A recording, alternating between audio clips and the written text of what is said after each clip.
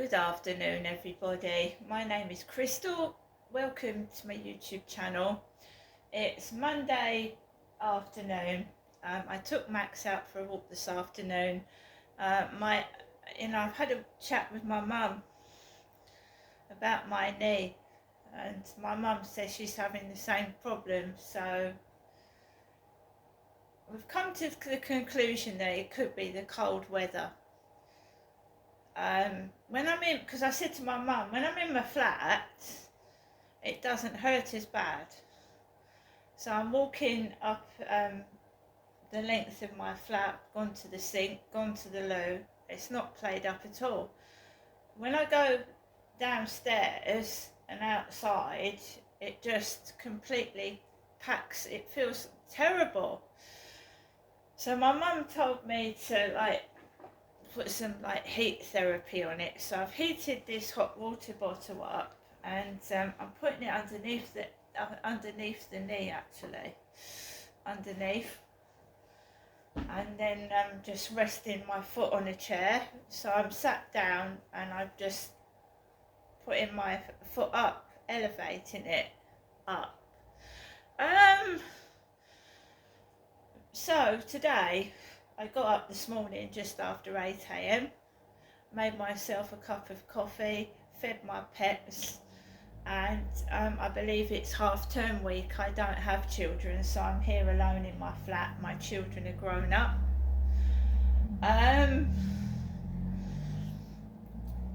So I went out this morning, took Max for a walk. Absolutely freezing cold. It's really dipped in temperature. So I've just sat with the heater on and off, which is costing a fortune, and I really can't afford to go out anywhere because I'm saving all my money for food and electricity. So I'm not going out shopping this week.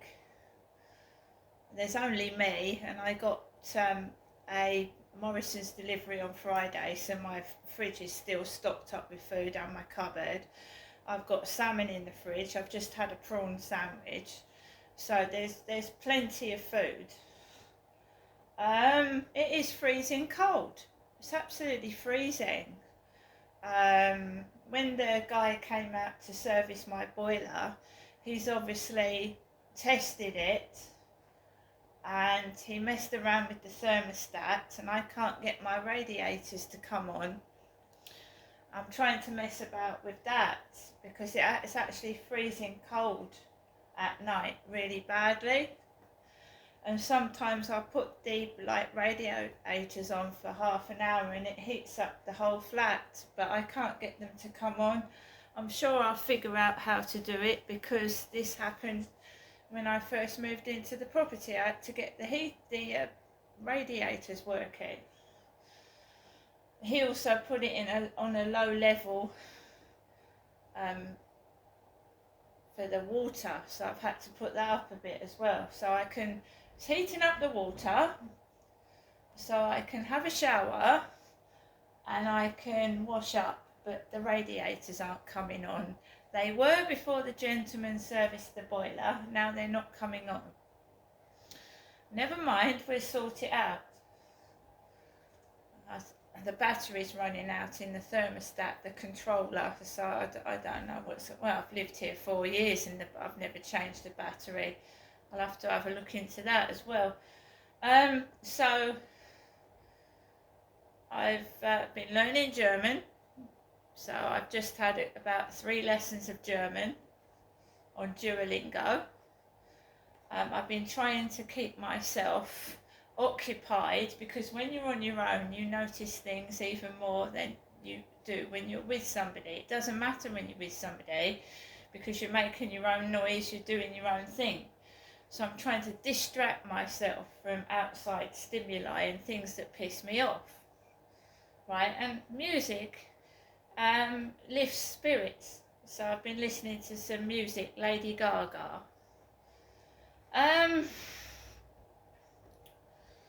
So I told you I got a bag of compost with the big words next big bold on my envelope, and I've hurt my knee.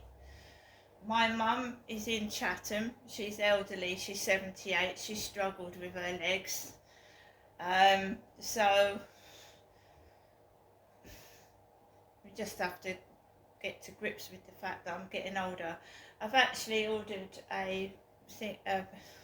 like a brace for my leg until I can actually get out to see a doctor, or if I get to see a doctor, I've ordered myself like a little leg brace for my knee support thing. We'll see what that looks like and that if that helps till I can get out to a doctor. Some more information for you. Victim Support cannot find me a support worker at the moment. They cannot find me a support worker. Me, Crystal. I had a message when I was on the field walking my dog Max at lunchtime, saying to me that, Crystal, we're very sorry, but we cannot find you a support worker at the moment. I'm on a waiting list to see a victim support worker waiting list. And this happened after I was receiving messages off of TikTok telling me that they wanted me to go on Telegram and they wanted photographs, and I refused to do so. So I goes out in the afternoon on the field and I get a message from Victim Support telling me that they can't find me a support worker. Surprise, surprise, eh? Surprise, surprise. And then you get people taking the piss, you know, hopping on their feet, limping, running in front of me. Usual crap, because they think I'm going to do something stupid and get angry, and I'm not, because I'm an adult and I don't behave like that. So we have the post for today.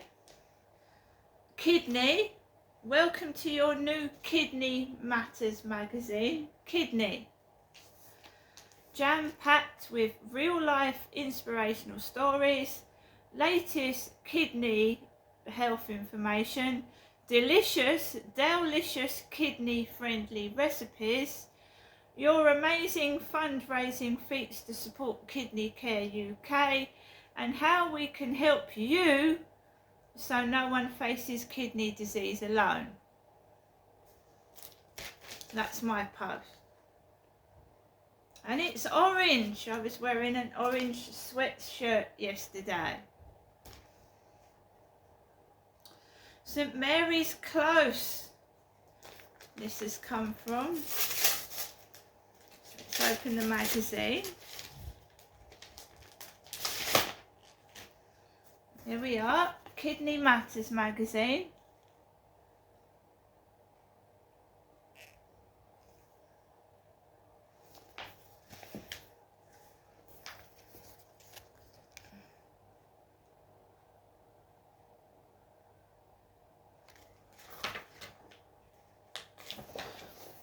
Hello.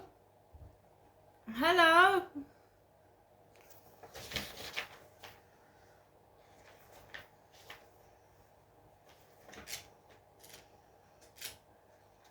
So I support various charities. I've given money donated to various charities, and one of them is kidneys. So that was my post. I cannot get a support worker. My knee is playing me up, but I've got myself coming in the post a bandage type thing to just hold it into place till I can actually get to see somebody about it. These things are sent to try us. Somebody keeps shoving shit in my face. I've got this, I've got that, I'm doing this, I'm doing that, but I'm keeping a smile on my face because I believe in the Lord God above and he will not forsake me. Alexa, LBC radio.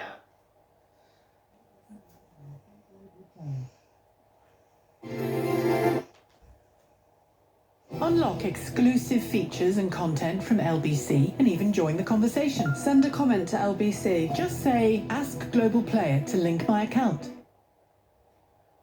Download our app or go to wealthify.com. Wealthify is authorised and regulated by the Financial Conduct Authority. Minimum investments apply. Registration closes 31st of July. T&Cs apply. Capital at risk. Tom Swarbrick on LBC. Call 0345 6060 973. Afternoon to you, 4:20 the time. Tom Swarbrick here on LBC. Jamie Dimon, the Wall Street banker, the head of America's biggest bank, JP Morgan, not holding back when it came to his views on work from home. Expletive-laden rant about how no one did anything on a Friday, and everyone knows that you don't do anything on a Friday. It's basically the start of the weekend. Thursday's the new Friday, Friday's Saturday.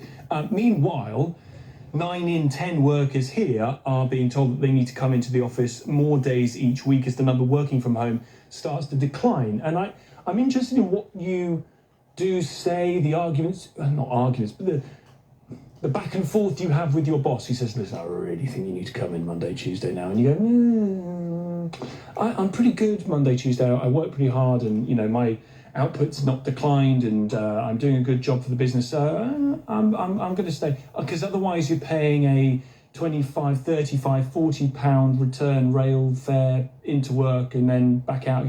You know, is it the case that the bosses now have had enough of working from home?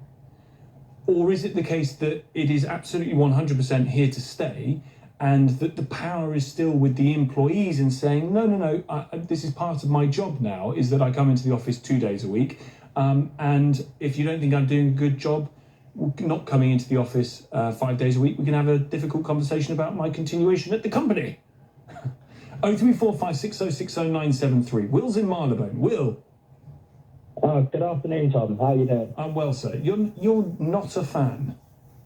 No, I'm not a fan of people working from home. It creates a very lazy lifestyle for everyone, and that filters down through to the children as well, because you'll have children who will be missing school because it's just easier for their parents to say, oh, I'll just stay at home, you know, that is, and also the fact that, you know, it affects large parts of the economy, like coffee shops get impacted, corner shops get impacted, taxi drivers get impacted.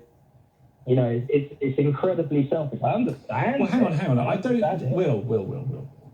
I don't go into work so that the taxi driver can benefit from taking me from the train station to my office. Do you know what I mean?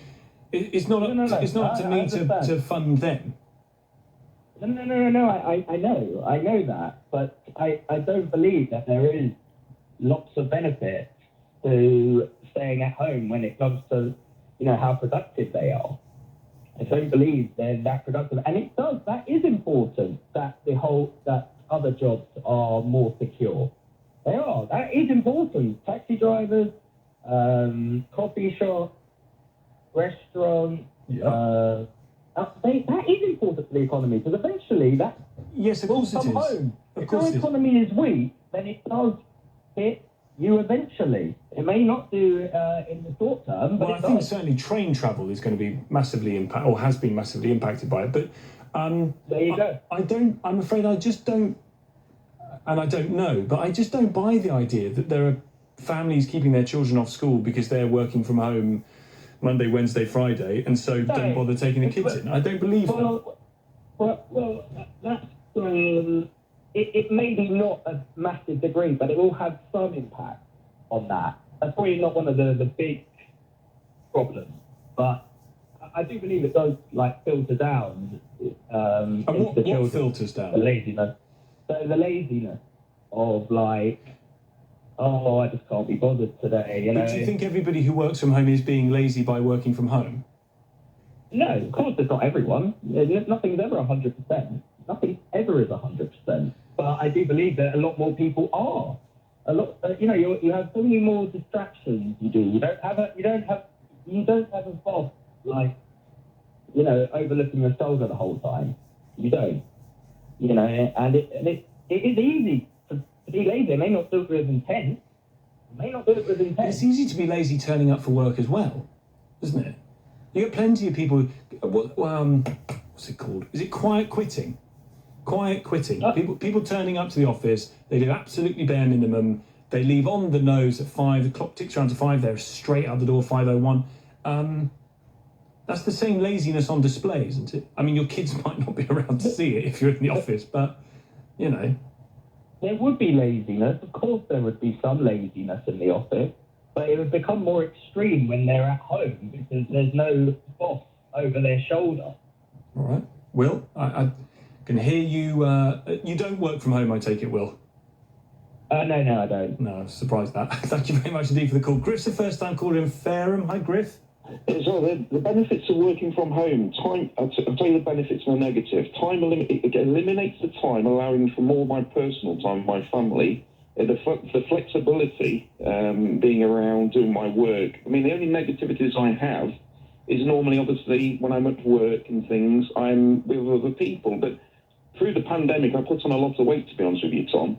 And I feel that I'm more happier being at home, doing my work, selling on the phone. I feel more comfortable in my surroundings. Right. I'm not being judged by my weight and things. I felt I was before, actually. If I'm trying to get a picture of me, what I look like. So I'm quite a big chap, 17 stone. Yeah. I look like, a male version of Sheila Fogarty, but not with the longish, sideburn hair. But I'm working hard and I'm enjoying my job. Right. So, yeah, I'm a character, but I'm a nice guy. But obviously the potential in my work on my laptop and things is actually sky high now. I'm feeling so confident I can order my food. And if your boss, Griff, if I'm your boss, yes, and I say, I've just heard you on the radio when you should be working, yes, and I'm going to ask you to come into work on the Monday in the office now, what would you say? I would probably, because I'm quite understanding, but I wouldn't just go home with a sore throat or cough. I would get on with it. Some of us have to get on if you work at LBC Studio. If you are told that you have to come in, would you come in, yes, to the office?